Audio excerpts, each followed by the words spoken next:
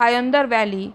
We were away at 6 next morning. One of the porters was leading a goat which I had purchased at the last moment for the exorbitant sum of 9 rupees. A fine beast with a long, clean, shaggy coat which reminded me vaguely of those curious little doormat like dogs that trailed behind amply proportioned females in Hyde Park and Kensington Gardens. I dubbed him Montmorency, but why I cannot for the life of me recollect. I liked Montmorency and had not known him above an hour before I regretted his fate. He was very intelligent, very affectionate, very fond of human society, very docile, and at the end of his lead, and he had the most pathetic expression, as much as to say, "Please don't kill me yet, let me enjoy a little longer the sun, the air, and the luscious grass." From Joshimath, a steep path, a preferable alternative to the long, tedious zigzags of the pilgrim route, descends feet to Vishnuprayag, the junction of Alaknanda and Dholi rivers. Perched on spur between these rivers is a hamlet and a little square walled temple, whence a flight of stone steps descends to the Alaknanda river, here known as Vishnu Ganga. For the benefit of the pilgrims who wish to immerse themselves in the sacred waters. Above Vishnuprayag, the pilgrim path enters a gorge with sheer precipices on either side, which echo the thunder of the Alaknanda rivers as it rages furiously over its steep rock strewn bed. It was a cool, still morning, and already the path was thronged with pilgrims.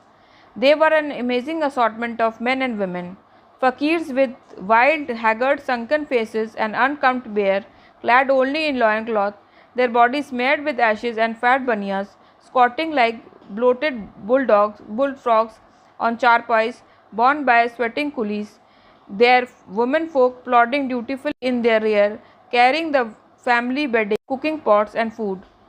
Curious sight of all, little old men and women, so old it seemed impossible for that life could persist within their fragile shrunken bodies, hunched uncomfortably in wicker baskets on the backs of coolies. But most were on foot, first father striding unencumbered along and wrapped in meditation, then mother, often as not a poor weak little creature, perhaps 15 years of age, bowed down beneath an enormous burden, sometimes with a baby in addition on her shoulder. So they venture on their pilgrimage, these pilgrims, some borne magnificently by coolies, some toiling along in rags, some almost crawling, preyed on by diseases and distorted by dreadful deformities. And the stench, 50,000 pilgrims for whom sanitation and hygiene have no place in the dictionary, and not least the flies, millions upon millions of flies. Small wonder that cholera, dysentery, and typhoid are rife along the route. Something sustains these pilgrims. Few seem to enjoy their pilgrimage, yet their faces are intent, their mind set on their goals. They are overawed too by their stupendous environment. You can see this in their faces. Europeans who have read and travelled cannot conceive what goes on in the minds of these simple folk, many of them from the agricultural parts of India. Wonderment and fear must be the prime ingredients, so the pilgrimage became an adventure. Unknown dangers threatened the broad, well made path at any moment of gods, who hold the rock in leash, may unloose their wrath upon the hapless passers by. To the European it is a walk to Badrinath, to the Hindu pilgrim it is far, far more. The path, after crossing the Alaknanda river by a well-built suspension bridge, traversed a craggy hillside to a small village where the porters halted to refresh themselves. A mile beyond this village, a rocky bluff marked the entrance of the Bhayandar valley. Except for the size of its stream, which suggested an extensive glacier system, there was little to distinguish the valley from other sides valley of the Alaknanda valley. A disreputable little suspension bridge spans the Alaknanda above the confluence of the two rivers, and near it I waited for the porters. The sun stood high and the heat filled the valley like faintly simmering liquid. Pilgrims were plodding along the path. Most were clad in white, but here and there were splashes of vivid colors. Old and young, feeble and infirm, plod, plod, plod. They passed in their hundreds. I smoked my pipe in the shade of the boulder and ruminated what was the force that impelled them from their homes on the far off plains to the Himalayas. What was the force that had impelled me? No concrete religious motive, but something far more complex and indefinable. Perhaps the answer lay in this upward bending valley with its dark forests and the distant glimmer of the high snows. The porters appeared and one by one crossed the shuddering little bridge, then halted on the green slope beyond. A rough track past a small hamlet at the entrance of the valley, a filthy little place with ankle deep mire, like a Irish farmyard, then mounted through woods by the side of the sun wicked torrent and rushes impetuously over great boulders under a lacery of spreading trees. Soon the Alaknanda valley was well behind and the air partook for a new freshness. After the steep climb, the path emerged from the forest onto cultivated fields presided over by a small village. Here a stinging nettle instituted itself to my bare knees. I do not know its botanical name, but it springs up in Garhwal wherever cultivation upsets the natural order of things. It defends itself with light colored stiletto like spines sharper than the sharpest needle, and it altogether more vicious than the English species. The village is typical of many in Garhwal. The houses for the most part are single storied, and their rough stone tiled roofs are strengthened by additional stones placed upon them, so that with their wide eaves they resemble a remarkable degree the chalets of the upper alpine pastures. They are fronted by roughly paved yards in which much of the work of the household is carried out, such as threshing, weaving, and wool spinning. Most of the population were working in the fields, but here and there women squatted engaged in weaving on a simple hand framed helped by their children who, when they had overcome their fear of the white skinned stranger with his stubby red beard, were all agog with the excitement and curiosity which is the prerogative of the children of the world over. These Garhwalis affect dark colored workaday costumes, which on occasion are brightened with colored shawls, aprons, and bandeaux. Like the Tibetans, they are fond of ornaments and trinkets, and there is a distinct similarity in the costumes of the two peoples, a similarity which becomes more marked as the Tibetan frontier is approached. As might be supposed, extensive trading between Garhwal and Tibet over the Niti and Mana passes has resulted on a fusion of blood, and the people of the upper valley of Garhwal, though Hindus by religion, are partly Tibetan in origin. Unlike some half-breeds, the Martha Bhutias, as they are called, combine many of the best qualities of the two races. Some of them are shepherds and are used to scrambling about on steep hillsides so that they make excellent porters, and with mountaineering training should rival the Bhutias and Sherpas who have done so well on Mount Everest and other high peaks. Beyond the village, the path entered dense deciduous forest and the valley narrowed into gorge with vast sheets and curtains of rocks on either hand, shimmering here and there with gauzy waterfalls. The tempering breeze died away as the afternoon lengthened and the sun disappeared behind the hills, and not a leaf stirred in the shadowed forest. We camped in the river bed on a sandy place which is only covered when the snows are melting fast on or the monsoon rains are torrential. It was my first camp in the high mountains, and I could hardly have chosen a better site. A few yards away the river hastened through a shallow channel, and beyond it was forest riven in places by gullies littered with stone and broken trees brought down by avalanches ended in terrific crags, stained black with seeping water, while far up the valley a snow-robed peak shone between the dark precipices of a distant gorge. It had been long hot march, but the porters were in great fettle and busied themselves collecting driftwood and building a large fire, of which the core was tree trunk weighing the best part of a ton, deposited near the camp by some flood. Dusk fell, the sunlight died on the far peak, and between the precipices the stars shone out one by one. Nothing moved except the river. Then, in this profound calm, a small bird in the tree above my tent broke suddenly into song. A queer little song, plaintive, very sad, very sweet. It had none of the throaty luxuriance of the nightingale or the optimistic pipings of a song thrush. It was an unhurried song, sung a tweet tweet or two, then silence, then a sudden thrill, then a slow sad note. For a half hour this bird sang its evening hymn until darkness had thickened in the valley and the sky filled with stars. I dined off soup and vegetable curry by the fire. Afterward, the men threw log after log into the blaze until the flames stood high and the tents and the nearby forests were illuminated. Presently, the moon appeared and transmuted to the purest silver the torrent and the far snow at the head of the valley. Long after the men had wrapped themselves in their blankets, I sat by the glowing embers in a great peacefulness of spirit. Base camp. Next morning, as usual, I breakfasted luxuriously in my sleeping bag. There is no better preliminary to a day marching than a plateful of porridge.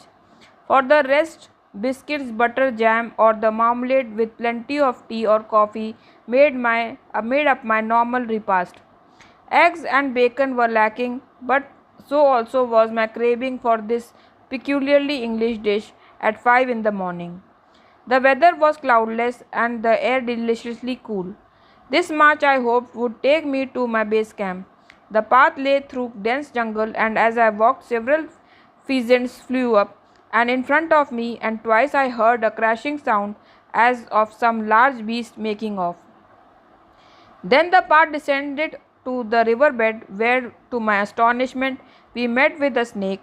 It was curled on a flat stone, and at first sight I took it for a strip of cloth dropped by a villager. I was about to step on it when it moved and raised its ugly little head in readiness to strike. It was a brown snake, perhaps 15-inch long and with banded markings. The men said it was poisonous and one of them killed it, but probably it was harmless, for contrary to popular opinion, harmless snakes form by far the larger percentage in the Himalayas and, for that matter, on the plains of India. Some 2 miles above the camp was a side valley ascending towards Hathi Parbat. Seen against the brilliant morning light, this great mountain appeared magnificent, and its massive wall sided precipices supported a remote little snow field tapering languidly into a snowy summit. If the col between it and the Gauri Parbat could be reached, both mountains should prove accessible. But it appears totally inaccessible from the west owing to steep ice falls exposed to ice avalanches from hanging glaciers. Having passed a small village at a junction of the two valleys, populated by cheerful peasants and shepherds, the path crossed the river by a bridge consisting of two tree trunks held in position by cross pieces, the interstices of which were filled with stones. Here I met by a Sikh surveyor who was camped by the side valley, a fine looking man attached to Major Gordon Osmaston. He showed me some of his work, which seemed to me to be careful and well drawn, but I am no judge of draughtsmanship. He had discovered that the side valley, instead of ending under Hathi Parbat to the water, to Hathi Parbat, as delineated in the old maps, bent southwards parallel to the watershed of the Jaskar range and continues for several miles. I asked him whether he thought that Hathi Parvat could be attacked from the west, but he did not think it was possible from this side though. As he told me with a smile, he was as yet no mountaineer and was only a beginner in the art. A very necessary art that surveying such rough steep country as this. The junction of the two valleys is only about 7,500 feet, and beyond it is a forest of oaks, tree rhododendrons, chestnuts, bamboos, and willows, to mention but a few trees densely undergrown with shrubs and briars. Abundant proof of moist climate is afforded by epiphytic ferns suspended in delicate tendrils from the trees, but the flowers there were few. Though here and there I noticed an arum, Erythema welchianum, which I had seen already on the foothill ridge, a plant which is more striking than beautiful, with an evil-looking cobra-like head, while in open places were many strawberries, daisies, and buttercups. Yet there was so little of floral interest or beauty in the lower and middle sections of the Bayandar valley. I began to wonder whether my memory had tricked me and I colored falsely something that was dull and uninteresting. However, I could scarcely grumble. There was no carpet of flowers so to beautify my way, but there were forests, cool and shadowed, and above the forest remote hills, and higher still a sky of gentian blue, untenanted by a single wisp of vapor. The path climbed steeply, and presently the deciduous trees gave way to conifers, and the cold smell of dank vegetation and decaying leaves was replaced by warm incense of resin. Then it came to a wide sloping alp. The grass here was less lank and had little and grown little since the winter snow left it, but already it was being grazed upon by sheep and goats, whose shepherds had quartered themselves in stone huts. The height must have been nearly 10,000 feet, and from the peaks on either hand, tongues of snow descended far into the valley. Beyond the elf was a forest of growing between enormous boulders and debris of a great rock wall. The difference between the lower and upper forest of Himalaya must be experienced to be appreciated. The lower forest jungle that extends upward to some 7,000 feet are full of insect and animal life. The upper forests are characterized by their silence. My footfalls were hushed by a carpet of needles, and as I walked, I became gradually aware of this silence, so that when I seated myself on a moss clad boulder, I was already accustomed to it. There was no wind, not a whisper in the pine top, and the only sound were my heart pumping audibly in my ear, and the steady thunder of the valley torrent. Here and there the sunlight had slipped between the tree tops and cast brilliant pools amid the shadow, revealing moss plastered boulders and the delicate tracery of ferns. These pools of sunlight and the shadow of the trees were the only things that moved, and that very slowly as the day lengthened. The path emerged from the forest onto another alp, a favourite haunt of shepherds to judge from the well-built huts.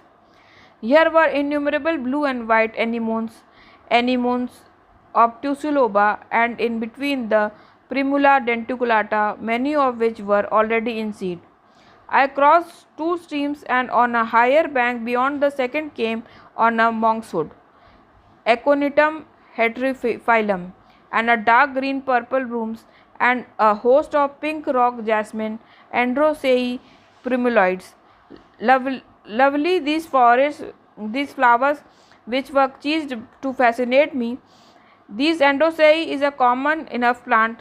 You can buy it in England for 9 pence, and it is described in nurseryman's catalogue as pretty and easy.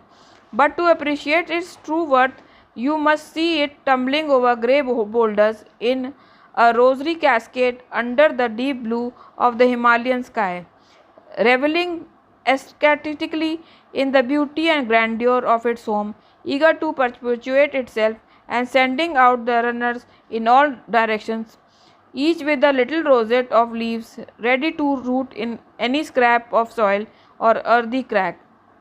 As I walked across this last Alp, I saw that beyond it the valley narrowed into a gorge finer than any I had seen.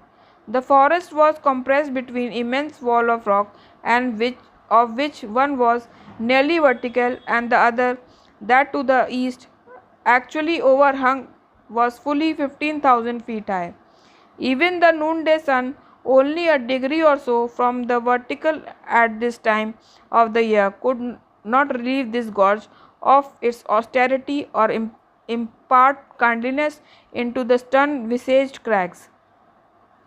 Through the gorge loomed a wall of high rock peaks, and had it not been for my previous visit to Bhayandar Valley, I might have concluded that the valley ended abruptly at the base of these peaks.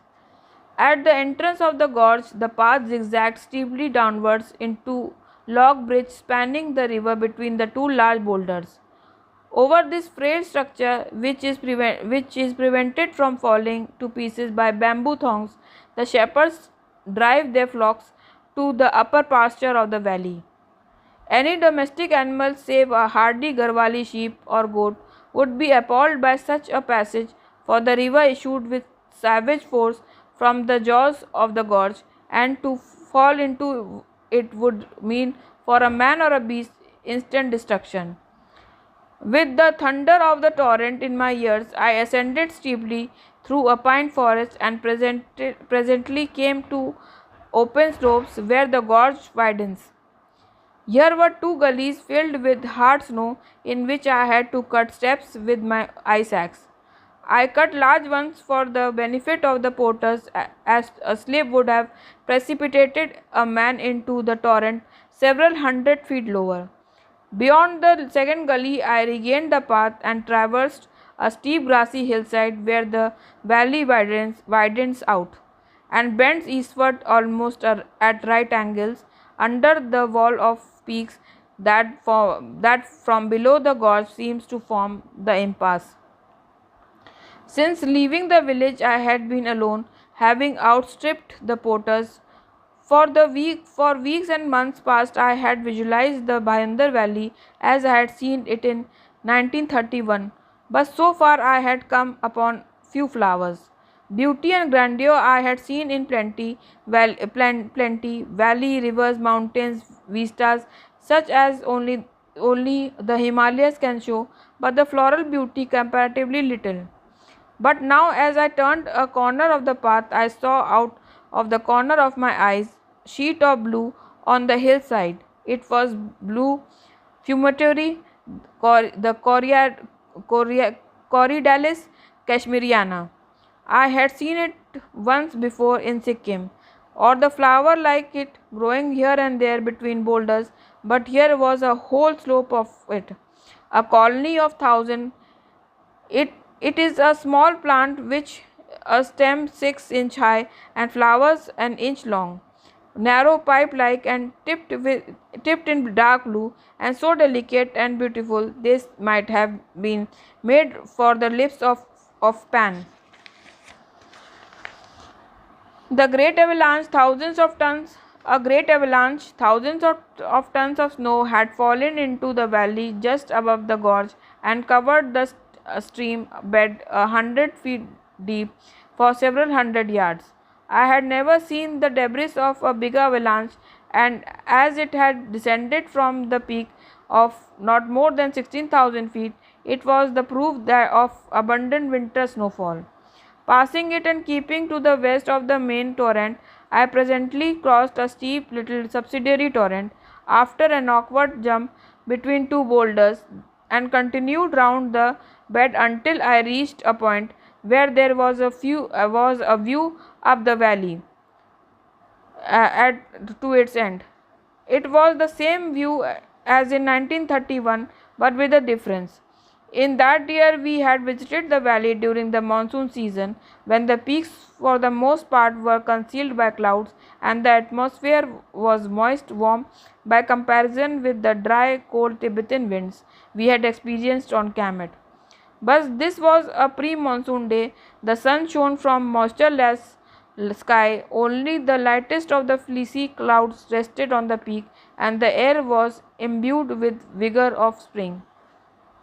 In this part of the valley, there were camping places innumerable, yet none of them satisfied me completely. I had several weeks to spend in the valley and desired perfection. My camping site must be so beautiful that I could never tire of it.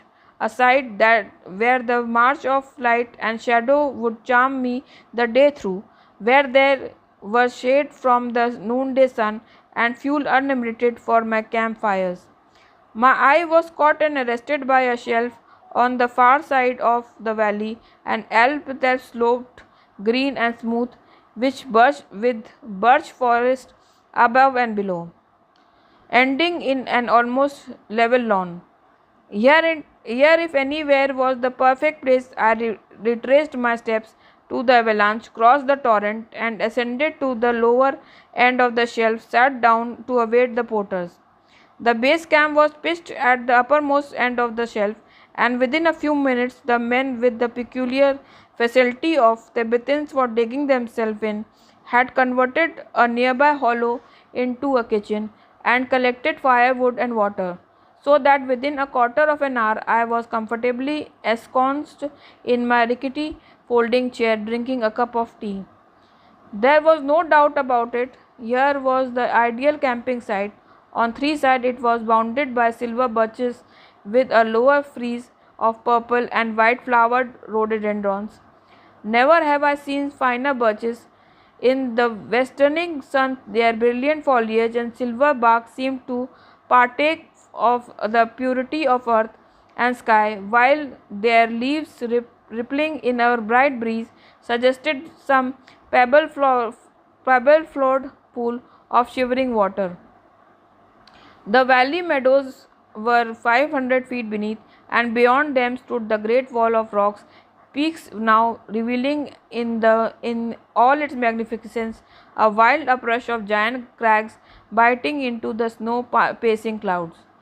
After this dizzy climb, the eye turned almost with relief to the soberer peaks at the head of the valley, past a past a torn glacier and subsidiary buttresses to the snow crowned crest of Rataban. Of the gorge there was no sign. It lay concealed round the bend of the valley, so that all intents we might have been cut off from the lower world in some exitless valley inaccessible to men. Immediately above the camp lay masses of avalanche snow that had swept through channels in the birch forest and strewn timbers upon the Alp, enough to keep our fire lightning for weeks without the necessity of cutting down a single living branch. Spring had only recently came to the Alp, but already the moist earth was pulsing with life. Between the lank, dead herbage of previous summer, innumerable shoots were pushing upwards, some fat and stumpy, others thin and spear-like, some uncurling as they rose. Countless plants anxious to perpetuate themselves before the summer was done and winter grips closely in once more. A few plants were already in bloom. A minute blue gentian spread its tiny frilled plumes over the turf just above the camp, where hundreds of purple Primula denticulata and here and there a white allium was clustered. A graceful plant with a bulb which, as I soon discovered, was excellent to eat. One of my first job as the payoff was to pay off the docials. It was usual in such cases for the native to assume at the outset that his employer is out to do him down, and the foreman, having been summoned, squatted before me with such an expression of mingled distrust, cunning, and relief at being paid at all. On this wizened Pippin like faces that it was all I could do to do not to laugh.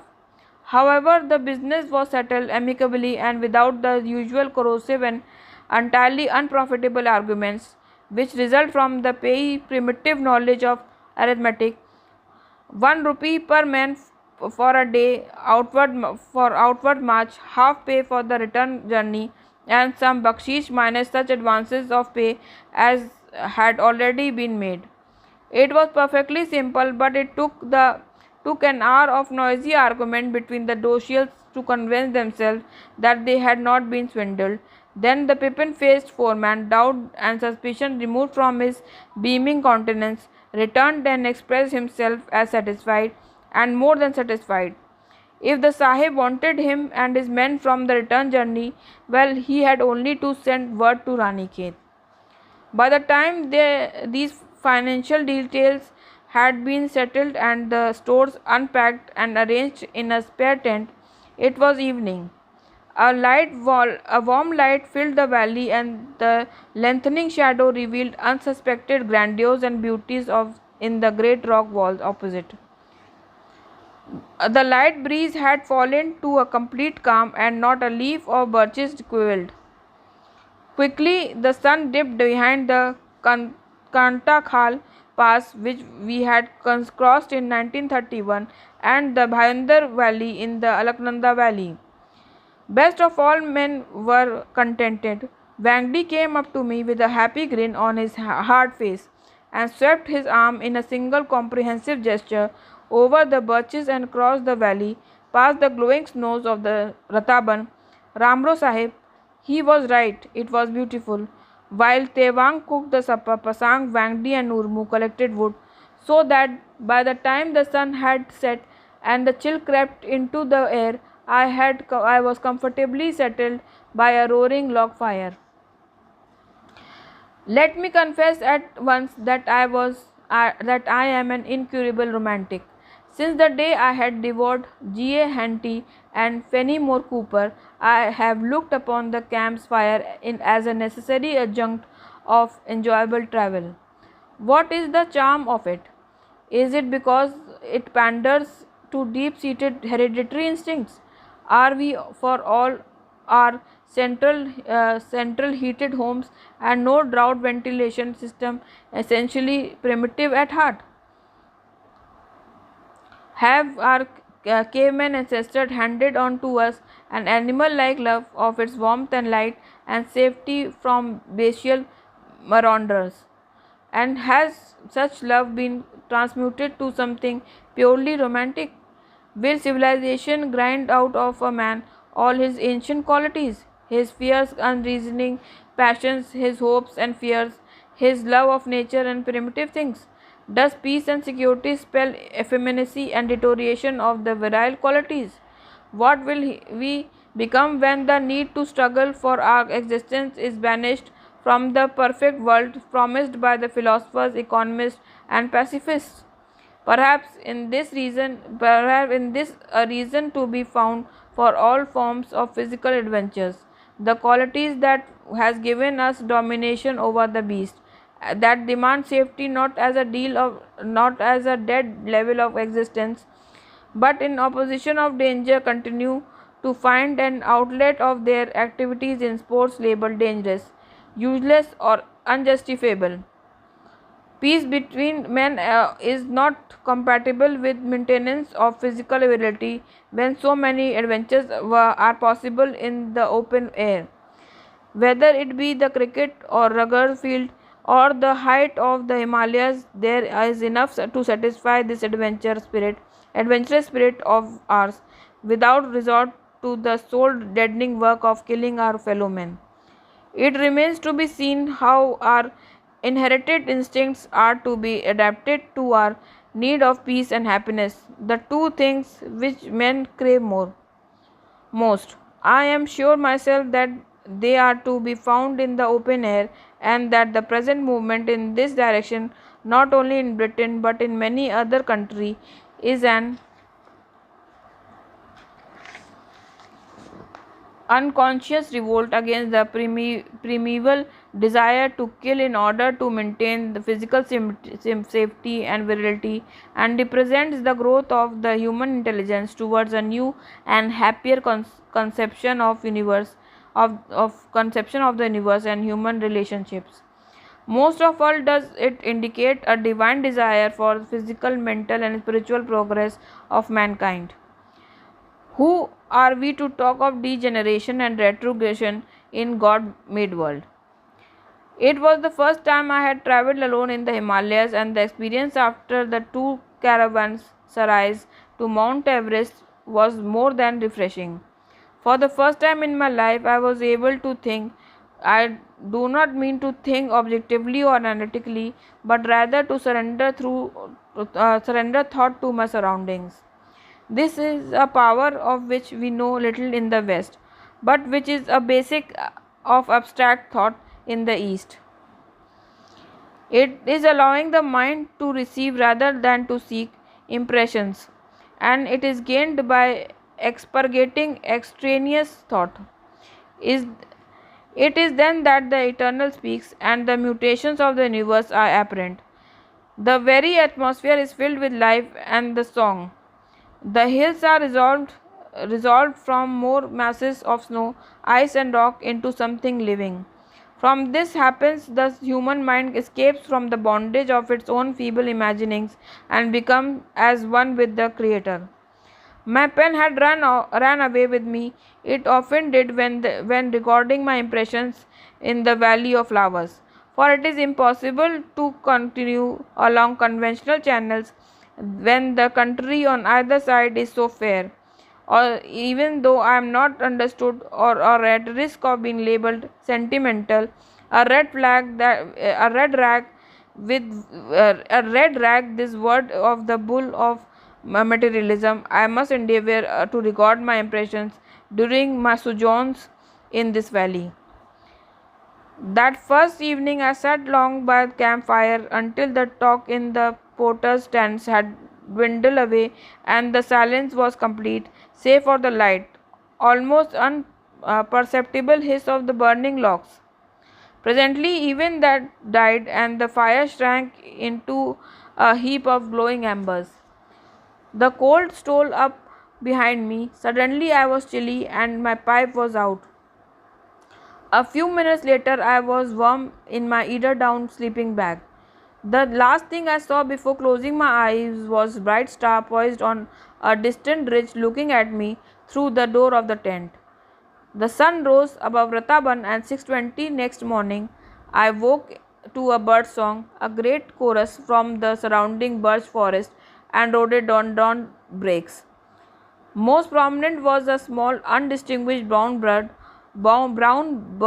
of the corncrake family. I should say I dubbed it the Zidirzi bird for this most nearly describes its song. It was the perfect morning, not a cloud, and the dew-soaked grass shone like pavement of. It was a perfect morning, not a cloud, and the dew-soaked grass shone like a pavement of frosted glass in the brilliant sunlight. Nurbu brought me my breakfast as I lay slothfully in my sleeping bag. Occasionally Pasang officiated, but most often it was Nurbu, and his cheerful smile was a happy beginning to a day. As I ate the usual porridge, biscuit and jam, there seemed to me something missing, pleasantly missing. Then I remembered the flies. Except for the camp at Kuari Pass, flies has been with me all the way from Ranikhet. They had become a part of my natural order of things, and now there were no flies. It seemed almost too good to be true. After breakfast, the Doshiel who had bivouacked close by left to Ranikhet. They seemed well contented, and the pippin-faced foreman, for about the 10th time, announced his readiness to return with his men. Leaving Tewang to mind the camp, Wangdi, Nurmu, Pasang and I set off on a tour of inspection.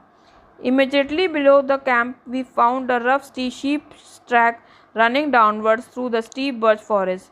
It was partly overgrown with vegetation, but some vigorous work with a cookery soon cleared the way. Here, as the Alp above, Primula denticulata was growing. This plant seemed to like shade and sun almost equally. Almost equally well, so long as it received plenty of moisture and at the roots. But at moist places in the sun is probably ideal. Below, as we could hear the roar of the torrent, and soon we were slithering down a snow slope below between it and the lowermost edge of the forest. Immediately to the east of the camp was a wide gully, and a huge spring avalanche pouring down this had bridged the torrent so that we were able to cross without difficulty to the other side of the valley. Here on the well drained south facing slopes, many plants were already in bloom. As we scrambled up a steep grassy buttress between clumps of dark green junipers, saw growing a skyline above the same dark purple monkshood I had seen below the gorge.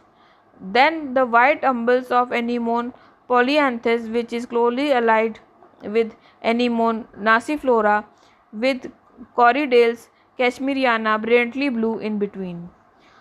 A steep scramble, and we stood on a wide shelf littered with boulders, and there grew a plant which is one of the rarest and most beautiful of its family, the lily-like Nomocaris oxypelata. In color, this Nomocaris is very different to the Nomocaris nana and also grows in Bayandar Valley.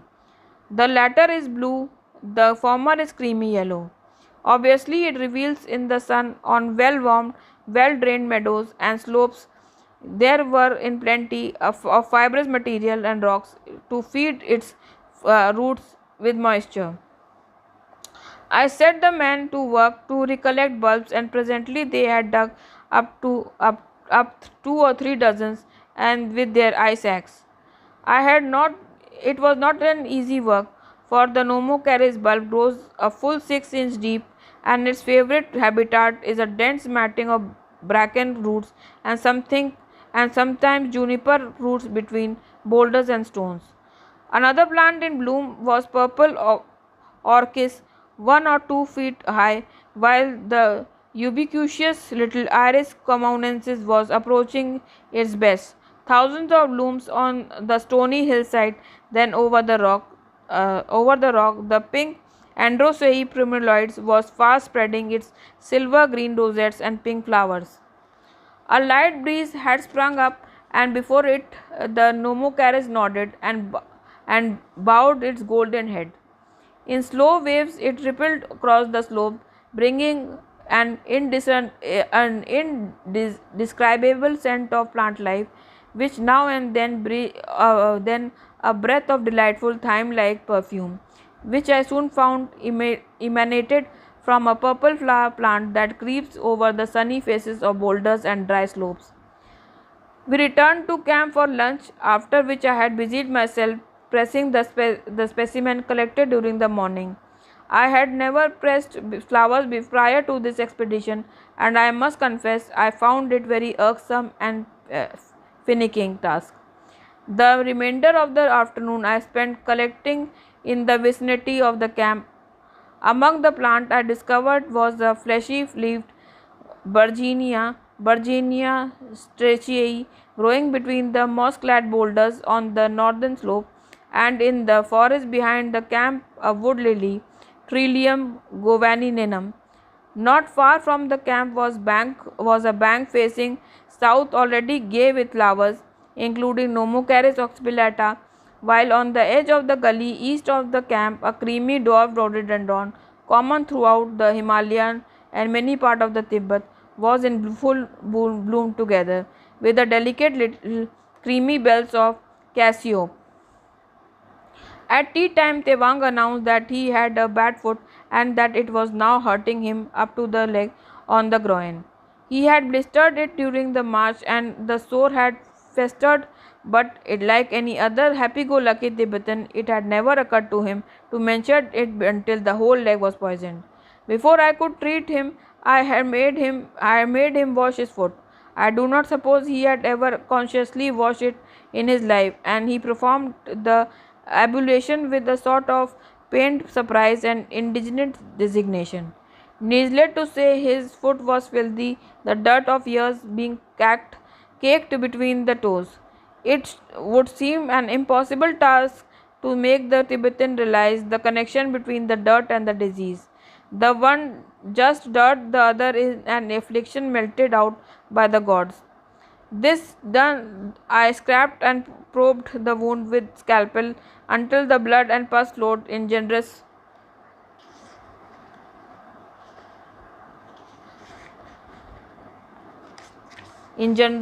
quantities, afterwards bandaging it with lint. The sight of the blood heartened Tewang, and his broad, flat face broke into beaming smile. Now I shall be all right, he declared. And so indeed he was. For the day the trouble had cleared up completely.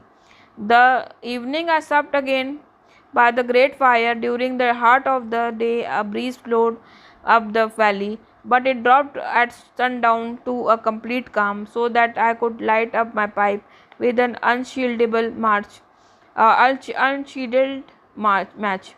and sound of the steam served only to emphasize the profound stillness.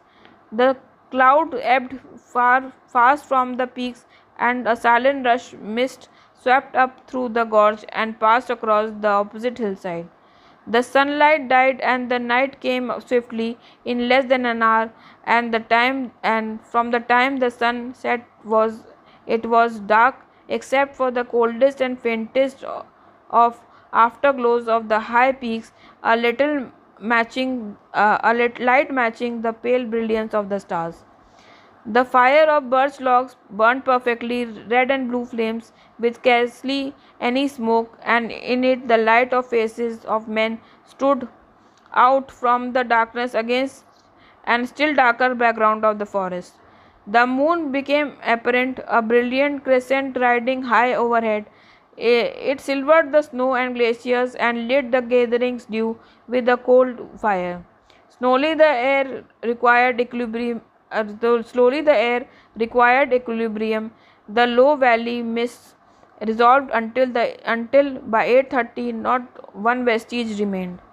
A bird sang during the first hour of darkness a curious song that I had not heard before. Chuck chuck chuck chuck chuck chuck chuck chuck chuck something between that of a nightjar and a crake. But presently it stopped, and all that remained of sound was the steady rumbling of the glacier torrent.